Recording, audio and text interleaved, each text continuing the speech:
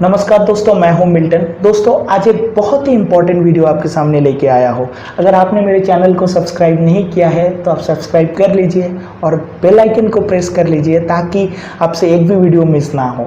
चलिए शुरू करते हैं। दोस्तों, आज का जो वीडियो है वो उन लोगों के लिए है जिसके पास घर है और वो रेंट पे देना चाहता है। दोस्तों, क्या होता है, कभी कभी छोटा छोटा जो मिस्टेक होता है ना, उसके लिए आपको कोर्ट में जाके सालों साल केस लड़ना पड़ता है, तभी आपको रेमेडी मिलता है। इसीलिए पहले से ही अगर आप कुछ चीज़ से अगर अवेयर हो जाए तो जो फ्यूचर जो लिटिगेशन है उससे आप बच सकते हैं।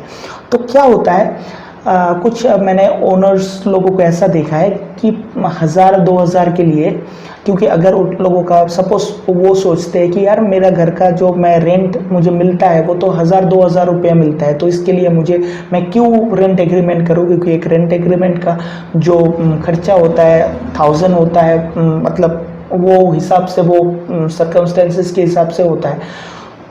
तो अगर वो नहीं करता है तो आप एक ओनर है और जो भाड़े पे लिए वो टेनेंट है, वो कैसे असर्टेन होगा? वो कभी भी असर्टेन नहीं रहता है। कभी भी अगर इविक्शन के लिए आप बोलते हैं कि भाई आप मेरा रूम खाली कर दीजिए, अगर कोई अच्छा आदमी हुआ तो वो खाली कर देंगे, लेकिन अगर कोई अच्छा नहीं हुआ तो आपको लीगल बैटल पे जाना पड़ेगा ही। तो आपको ये भी तो प्रूव करना पड़ेगा ना कि आप ओनर है, वो टेनेंट है।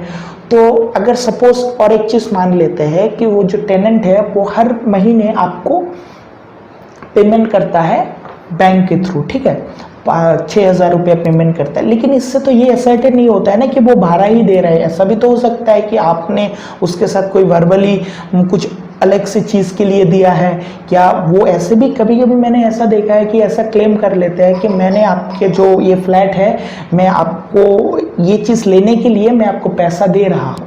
तो तब क्या होता है, तब जो ओनर है ना उसको बहुत ही दिक्कत होता है, तो वो लीगल बैटल चलता है। हालांकि अगर आपके पास डॉक्यूमेंट सही है तो आपको तो उसको तो खाली करना ही पड़ेगा, लेकिन वो जो हैरेसमेंट है वो बहुत ज़्यादा होता है दोस्तों। इसीलिए मैं ओनर को एक चीज़ मैं रिकमेंड करना चाहता हूँ कि भाड़ा देने से पहले रेंट एग्रीमेंट बना लीजिए सर, क्योंकि ये बाद में आपको बहुत काम आएगा। 1 नंबर पॉइंट। 2 नंबर पॉइंट ये है कि अगर आप किसी को भाड़े पे दे रहे हैं, हर महीना आपको एक रेंट का जो एक रिसिप्ट है वो इशू करना बहुत ज़रूरी है। ये दोनों के लिए फ़ायदा है, क्योंकि सपोज अगर मैं आपको भाड़ा दे रहा हूँ और मेरे पास रेंट रिसिप्ट नहीं होगा, अगर कभी भी कोई अगर ओनर बोलता है कि नहीं आपने तो इस महीने का भाड़ा नहीं दिया है, तो अगर आपके पास रेंट का रिसिप्ट होगा तो उसमें लिखा होगा कि मैं इतना पैसा मैंने एज ए रेंट मैं एक्सेप्ट कर रहा हूँ, तो ये टेनेंट के लिए भी बहुत अच्छा होगा, क्योंकि बाद में वो प्रूव कर सकते हैं नहीं सर मैं तो डिफ़ॉल्टर नहीं हूँ, मैं तो पैसा पेमेंट कर रहा हूँ। ये ओनर के लिए भी फ़ायदा है। कभी कभी वो आप प्रूव कर सकते हैं कि हाँ ये टेनेंट है, मैं लैंडलॉर्ड हूँ। उसके लिए आपको रेंट एग्रीमेंट बनाना बहुत ज़रूरी है दोस्तों। आप 11 महीने का भी रेंट एग्रीमेंट बना सकते हैं, उसके ऊपर भी बना सकते हैं। उसका प्रोविज़न में मैं अभी नहीं जाता हूँ, बाद में बहुत अच्छी तरीके से डिस्कस करूंगा, लेकिन रेंट एग्रीमेंट बनाइए दोस्तों, नहीं तो आप बाद में बहुत ही प्रॉब्लम में फंस सकते हैं, राइट। और सेकंड, ये टेनेंट के लिए भी है, ये लैंडलॉर्ड के लिए भी है कि आप एक मनी रिसिप्ट जो होता है एज ए रेंट रिसिप्ट होता है वो आप इशू कीजिए, क्योंकि अगर आप वो इशू नहीं करेंगे तो टेनेंट के लिए भी बहुत वो दिक्कत हो जाए कि सपोज कभी कभी ऐसा होता है ना कि एक ओनर का बहुत सारा घर होता है, तो कभी आपने उसको पैसा पेमेंट किया है, तो अगर वो भूल भी गया तो अगर आपके पास रेंट रिसिप्ट नहीं होगा, रेंट जो आपने दिया है उसका पेमेंट का रिसिप्ट नहीं होगा, तो बाद में क्या करेंगे, नहीं आपने तो नहीं दिया है, तो आपके पास ऐसे प्रूफ होगा कि सर ये देखिए आपने ये पेमेंट का जो रिसिप्ट है ये मेरे पास है। तो ये बहुत इंपॉर्टेंट है। और सेकेंड, ये ओनर के लिए भी बहुत अच्छा है कि हाँ ये मेरे घर पे जो रह रहा है एज ए टेनेंट रह रहा है, मैं लैंडलॉर्ड हूँ, वो भी बहुत आपको फ़ायदा देगा।